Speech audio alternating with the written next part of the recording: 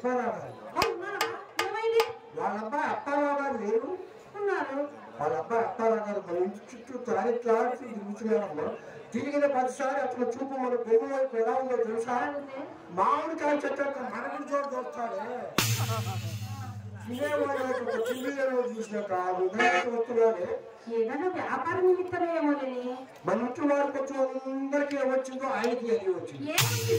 మా ఆయన వచ్చేప్పుడు కబురు చేస్తాను. డాబా మీద నుంచి ఒక్కసారి వాళ్ళు చూపించారు. వాళ్ళు చూపేయాలి సార్ అమ్మా. వంకరగా చూడాలి. అదొక రకంగా నువ్వు బాగా చూస్తావు నాకు తెలుసు.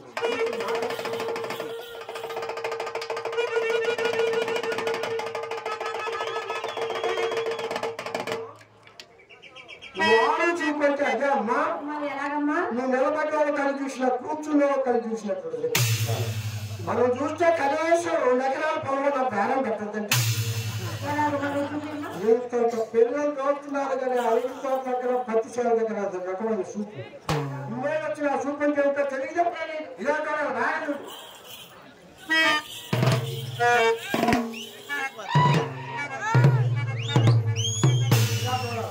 మన చూపు ఎప్పుడు అసలు దాని మీద. ఏంటి అసలు దాని మీద? ఇన్నేళ్ళు వచ్చి అసలు అంటే ఏమిటో తెలియదు. తెలియదమ్మా నాకు.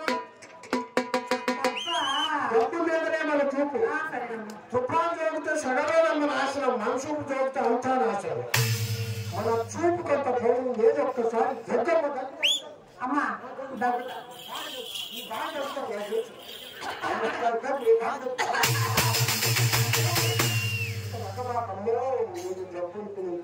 తగ్గమంటావు మరి ఇలా అంటావు. దగ్గుతున్నాను పొలాలు నాటకాల దగ్గర సొందాలీయం అయ్యే వాళ్ళ పొలాలు కావాల్సింది ఏంటి? ఏంటి?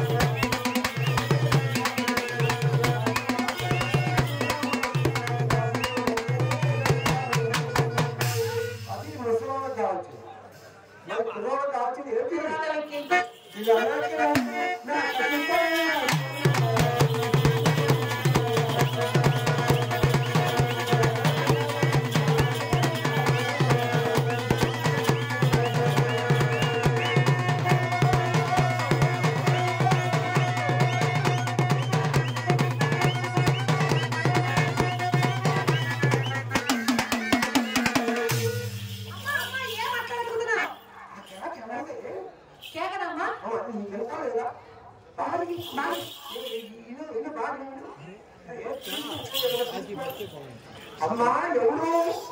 అమ్మా మన చిత్రమే